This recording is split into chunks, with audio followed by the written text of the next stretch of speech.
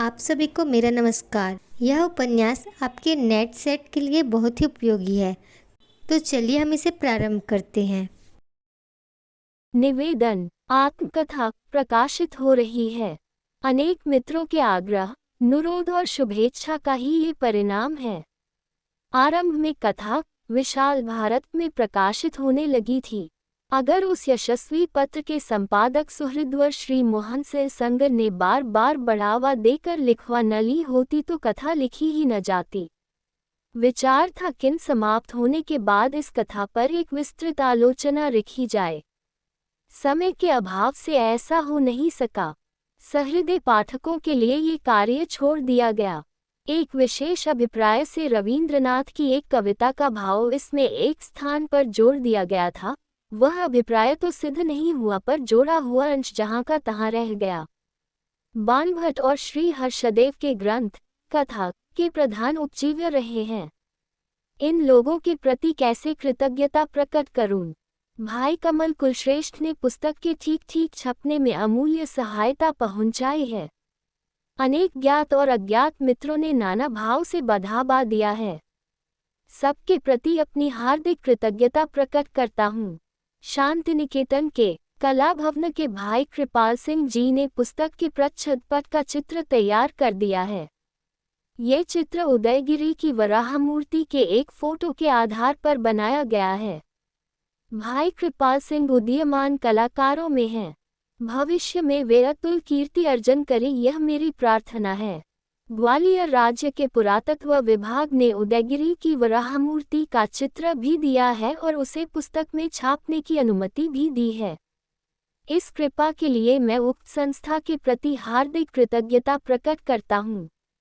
हिदी भवन, शांति निकेतन, 26/11/46, हजारी प्रसाद द्विवेदी।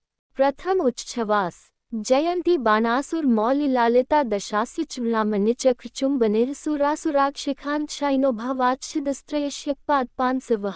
यद्यपि बाणभट्ट नाम ही से मेरी प्रसिद्धि है, पर यह मेरा वास्तविक नाम नहीं है। इस नाम का इतिहास लोग न जानते तो अच्छा था।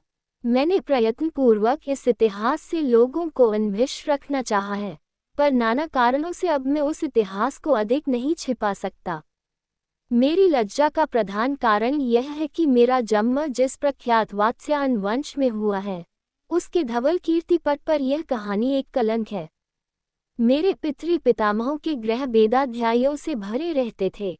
उनके घर की शुक सारिकाएं भी विशुद्ध मंत्रोच्चारण कर लेती थीं, और यद्यपि लोगों को ये बात अतिशयोक्ति ऊंचेगी, परंतु ये सत्य है कि मेरे पूर्वजों के विद्यार्थी उनकी शुक सारिकाओं से डरते रहते थे। वे पद पद पर उनके अशुद्ध पाठों को सुधार दिया करती थीं। हमारे पूर्वजों के घर यश धूम से निरंतर धूमायित रहते थे, परंतु ये सब मेरी सुनी हुई कुरानी है।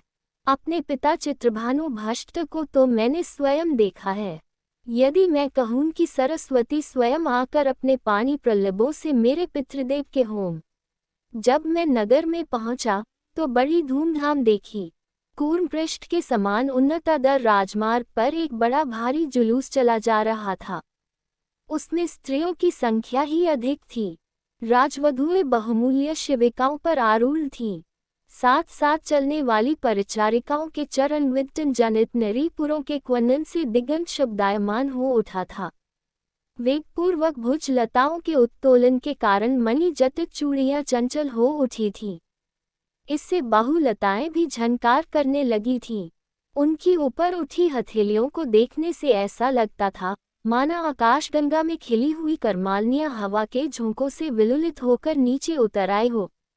भीड़ के संघर्ष से उनके कानों के पल्लव खिसक रहे थे। वे एक दूसरी से टकरा जाती थीं। इस प्रकार एक का के यूर दूसरी की चादर में लगकर उसे खरोंच डालता था। पसीने से धुल धुल कर रंगराग उनके चीनांशुकों को रंग रहे थे। साथ में नर्तकियों का मी एकदल जा रहा था। उनके हंसते हुए बदनों को देखकर ऐसा भाव होता था कि कोई प्रस्फुटित कुमुदों का बन चला जा रहा है। उनकी चंचल हार लताएं जोर जोर से हिलती हुई उनके वक्षोभाग से टकरा रही थीं। खुली हुई केशराशि सिंदूर बिंदु पर अटक जाती थी। निरफ्तार गुजाल और अबीर के उड़ते रहने के कारण उनके केश पिंगल वन के हो उठे थे और उनके मनोरम गान से सारा राजमार्ग प्रतिध्वनित हो उठा था। मैं अगर के एक चौराहे पर खड़ा बड़ा मुग्ध भाव से ये दृश्य देख रहा था। इसका सबसे मज़ेदार हिस्सा वह था जिसमें राजमहल में रहने वाले बौने, कुबड़े, नपुंसक और मूर्ख लोग उद्धत नृत्य से बेहुल होकर भागे जा रहे थे। एक वृद्ध कंचुकी की दशा बड़ी दयनीय हो गई थी। उसके गले में एक नृत्यप्रायण रमणों का उत्तरीय वह अटक गया था और खींचतान में पड़ा हुआ बेचारा बूढ़ा उपहास का पात्र चन गया था। राजकन्याओं का स्थान जुलूस के ठीक मध्य भाग में था। यहाँ का नृत्य गान संयत, गंभीर और मनोहारी था। एक ओर मेरी मृदंग, पटह, कायल और शंख के निनाद से धरित्री फटी जा रही थी और दूसरी ओर राजकन्याओं के कपोल तली के आंदोलित मणिमय कुंडल और उत्पल पत्रों से जगमगाती हुई शिविकाएं बीच बीच में सनूपुर चरणों की ईषत भंटार से मुरखारत हो उठती थी। सबके पीछे राजा के चारण और बंदी लोग विरुद्ध गान करते हुए जा रहे थे। उनमें से कुछ तो आनंदातिरेक में ऐसे मदमस्त थे कि मुख से ही एक विशेष प्रकार के वाय का काम ले रहे थे। जुलूस के पार होने में 2 दंड समय बीत गया और मैं निश्चल प्रतिमा की भांति इतनी देर तक खड़ा रहा। जब जुलूस निकल गया तो मैं जैसे नींद से जागा। नगर वासियों से पता चला कि महाराजाधिराज श्री हर्षदेव के भाई कुमार कृष्णवर्धन के घर पुत्र जन्म हुआ है और आज उसका नामकरण संस्कार होने जा रहा है। मैंने जब ये सुना तो क्षण भर के लिए मेरा चेहरा उतर गया। मुझे अपनी दशा याद आ गई। एक ऐसे भाग्यवान है जिनके जन्म पर इतना उत्सव मनाया जा रहा है और एक मैं अभागा हूँ जो देश विदेश मारा प्रारा फिर रहा हूँ। मुझे मेरा जन्म याद आया। मेरी माता मेरे जन्म के कुछ वर्ष बाद ही परलोक सिधार गई थी। पिता उस समय वृद्ध हो चले थे। अपने अध्ययन, अध्यापन, यजन याचन के अनेक विध कर्मबहुल जीवन में उन्हें मेरे पालन पोषण का गुरु भार भी संभालना पड़ा था। स्नेह बड़ी दारुण वस्तु है, ममता बड़ी प्रचंड शक्ति है।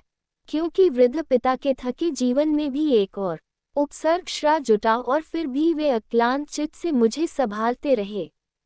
होम वेदिका से उठकर जब वे अध्यापन के कुशासन पर बैठते तो मेरा धूलिधूसर कलेवर प्रायः उनकी गोद में होता। मैंने उनसे जितना स्नेह पाया उतनी विद्या नहीं पाई। 14 वर्ष की अवस्था में वे भी मुझे अनाथ करके चले गए। मेरे जीवन में जो कुछ मार है वह मेरे पिता का स्नेह है। उसी से मैं बिगड़ा भी और बना भी। आज इस आनंद के कोलाहल ने धक्का देकर मुझे अपने पिता की गोद में फेंक दिया। मैंने एक बार आकाश की ओर देखा। मुझे ऐसा लगा कि मेरे पितामहगण मेरे ऊपर दुख के अश्रु बरसा रहे हैं। कहाँ वेदाध्यायियों का यशोषु शुक्लोकृत सप्तविष्टय वंश और कहाँ मैं अभागा बंद। हे धरित्री, फट जाओ ताकि मैं छिप जाऊं। एकाएक मेरे मन में आया कि क्यों न कुमार कृष्णवर्धन के पुत्र जन्म के अवसर बधाई दे आऊं। आशीर्वाद देना तो ब्राह्मण का धर्म है, कर्तव्य है, पेशा है। यद्यपि मैं योजना बनाकर कोई कार्य नहीं कर पाता और यही कारण है कि मैं कोई भी पुस्तक समाप्त नहीं कर सका, पर निश्चय करने में बिल्कुल देर नहीं करता। सो ज्यों ही यह विचार मेरे मन में आया, मैं कुमार के गृह को प्रस्थान करने का आयोजन करने लगा। उस दिन मैंने डट के स्नान किया, शुक्ल अंगराग धारण किया, शुक्ल पुष्यों की माला धारण की, अगुल शुक्ल धौत उत्तरीय धारण किया। यही मेरा प्रिय वेश था और भगवान त्रयंबक के चरणों में अश्रुधौत प्रणाम निवेदन करके चल पड़ा। उस समय संध्या हो आई थी।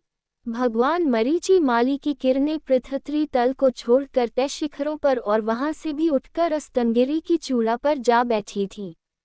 धीरे धीरे चांदनी भी छा गई। उस दिन शुक्ल पक्ष की त्रयोदशी थी।